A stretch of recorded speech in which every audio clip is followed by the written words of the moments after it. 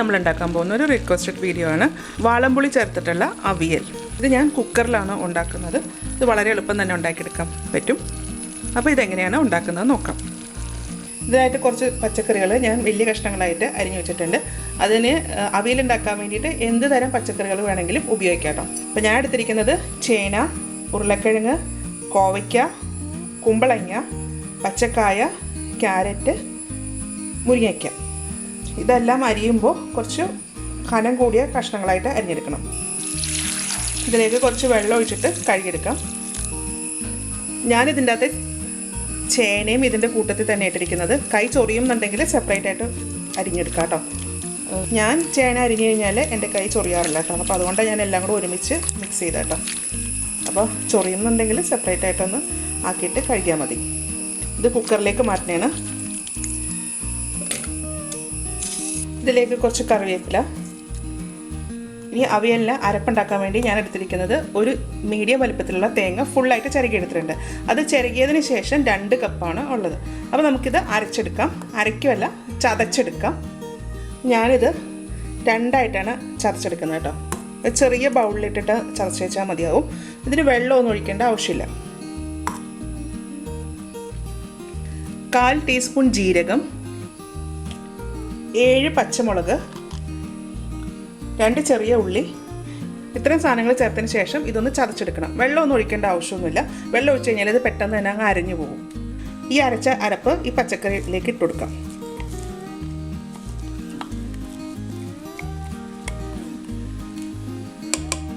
രണ്ടാമത് അരച്ചതും കൂടെ ഇതിലേക്ക് ചേർക്കാം. അപ്പോൾ ഇത് അരയ്ക്കുമ്പോൾ ഒരുപാട് അരഞ്ഞു പോകാൻ പാടില്ല കേട്ടോ. 1/2 ടീസ്പൂൺ മഞ്ഞൾപ്പൊടി, ഒരു 1/4 ടീസ്പൂൺ കൂടി ചേർക്കുന്നുണ്ട് കേട്ടോ. അപ്പോൾ 3/4 ടീസ്പൂൺ മഞ്ഞൾപ്പൊടിയാണ് ചേർത്തേക്കുന്നത്.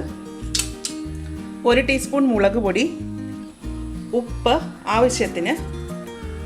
ഇനി ഇത് എല്ലാം കൂടെ ഒന്ന് യോജിപ്പിക്കണം. അതിന് മുന്നേ ഞാൻ ഇതിലേക്ക് ഒരു 4 ടേബിൾ സ്പൂൺ വെള്ളവും കൂടെ ചേർക്കുന്നുണ്ട്. അതിനുശേഷം ഇതെല്ലാം കൂടെ ഒന്ന് യോജിപ്പിക്കാം. നമ്മൾ കുക്കറിൽ ഉണ്ടാക്കുന്നതുകൊണ്ടാട്ടോ ഞാനത് വെള്ളം ചേർത്തത്. അതല്ലാന്നുണ്ടെങ്കിൽ നമ്മൾ സാധാരണ പാത്രത്തിൽ വെച്ചിട്ടാണ് ഉണ്ടാക്കുന്നതെന്നുണ്ടെങ്കിൽ വെള്ളമൊന്നും ചേർക്കേണ്ട. ഈ പച്ചക്കറിയിൽ നിന്ന് വെള്ളം അങ്ങോട്ട് ഇറങ്ങി വരും കേട്ടോ. കുക്കറിലാകുമ്പോൾ ചിലപ്പോൾ ഒന്ന് ചെറുതായിട്ടൊന്ന് അടുക്കി പിടിക്കും. അപ്പോൾ അങ്ങനെ വരാതിരിക്കാൻ വേണ്ടിയിട്ടാണ് നമ്മൾ ഇപ്പോൾ ഒരു 4 ടേബിൾ സ്പൂൺ വെള്ളം ചേർത്തേക്കുന്നത്. ഒന്നത് അരച്ചപ്പോഴും തേങ്ങ അരച്ചപ്പോഴും വെള്ളം ചേർത്തിട്ടില്ലല്ലോ. അപ്പോൾ ഒട്ടും തന്നെ ഇതിൻ്റെ അകത്ത് വെള്ളമില്ല. ഇതിലേക്ക് ഞാൻ ഒരു ചെറിയ സവാള കട്ട് ചെയ്തതും കൂടി ഇടുന്നുണ്ട് കേട്ടോ. അപ്പോൾ ആദ്യമേ പച്ചക്കറിയുടെ കൂട്ടത്തിൽ ഇടണമായിരുന്നത്, ഞാനത് വിട്ടുപോയത് കേട്ടോ. പിന്നെ ഇതൊന്നും കൂടെ മിക്സ് ചെയ്യാം.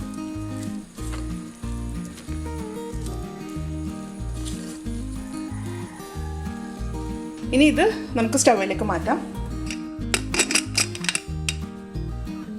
ഇനി ഇതിന് ഒരു വിസിൽ മാത്രം വന്നേച്ചാൽ മതി കേട്ടോ. ഇനി ഇതിലേക്ക് പുളി വേണം. അപ്പോൾ ഞാൻ എടുത്തിരിക്കുന്നത് ഒരു ചെറിയ നാരങ്ങ വലുപ്പത്തിലുള്ള പുളി കേട്ടോ.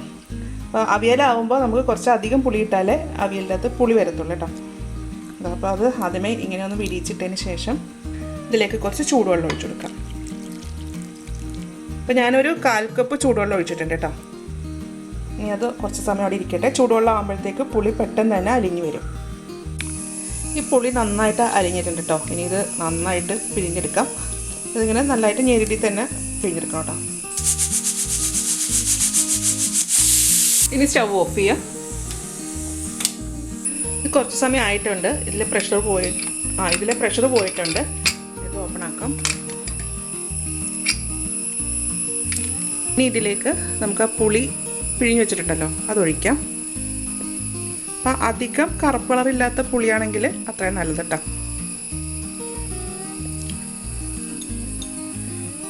പാത്രം ഒന്ന് കഴുകി ഒഴിക്കാം.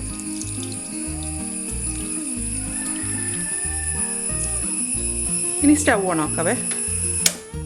പുളി ചേർത്ത് കഴിഞ്ഞാൽ ഈ പച്ചക്കറി വേഗത്തില്ല കേട്ടോ. അപ്പോൾ ഇനി എന്താ ചെയ്യേണ്ടത് വെച്ചാൽ ഇതിലെ വെള്ളം, ഇപ്പം നമ്മൾ ഒഴിച്ച വെള്ളം ഉണ്ടല്ലോ അതൊന്ന് വറ്റിച്ചെടുക്കണം. ഇങ്ങനെ ഒന്ന് മിക്സ് ചെയ്യാം.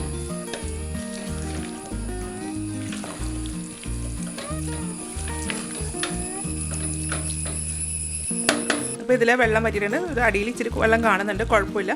ഇത് കുക്കറല്ലേ, അപ്പോൾ നല്ല ചൂടായതുകൊണ്ട് പെട്ടെന്ന് തന്നെ വറ്റിക്കോളൂ കേട്ടോ. അപ്പോൾ ഇനി ഇതിലേക്ക് ചേർക്കാൻ പോകുന്നത് വെളിച്ചെണ്ണയാണ്. അതൊരു 2 ടേബിൾ സ്പൂണൊക്കെ ഒഴിക്കാം. ഒരു വെളിച്ചെണ്ണ തന്നെ ഒഴിക്കണം കേട്ടോ, എന്നാലേ ആ ഒരു ടേസ്റ്റ് കിട്ടത്തുള്ളൂ. അതിനുശേഷം സ്റ്റൗ ഓഫ് ചെയ്യാം. ഒരു തണ്ട് കറിവേപ്പില അതും കൂടി ഇട്ട് കൊടുക്കാം. ഇത് ഒരു 5 മിനിറ്റ് നേരത്തേക്കൊന്ന് അടച്ചു വെക്കാം.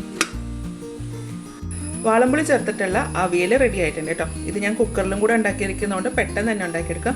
ഈ ഒരു അവിയൽ ഉണ്ടാക്കാൻ വേണ്ടി നമ്മൾ അരിയുന്നതും അതുപോലെ കുക്ക് ചെയ്യുന്നതും കൂടെ എല്ലാം കൂടെ കൂട്ടിയിട്ട് ഒരു അരമണിക്കൂർ ടൈം മതി കേട്ടോ. പെട്ടെന്ന് തന്നെ ആയി കിട്ടും. അപ്പോൾ ഇതുപോലെ ഒന്ന് എല്ലാവരും ഒന്ന് ഉണ്ടാക്കി നോക്കൂട്ടോ. ഉണ്ടാക്കി നോക്കിയിട്ട് ഇതിൻ്റെ അഭിപ്രായം എൻ്റെ കമൻറ്റ് ബോക്സിൽ. എൻ്റെ ചാനൽ ആദ്യമായിട്ടാണ് കാണുന്നതെങ്കിൽ സബ്സ്ക്രൈബ് ചെയ്യുക. വീഡിയോ ഇഷ്ടമായെന്നുണ്ടെങ്കിൽ ലൈക്ക് ചെയ്യുക, ഷെയർ ചെയ്യുക. അപ്പോൾ ഇനി അടുത്ത ദിവസം അടുത്ത റെസിപ്പി ആയിട്ട് കാണാം. താങ്ക്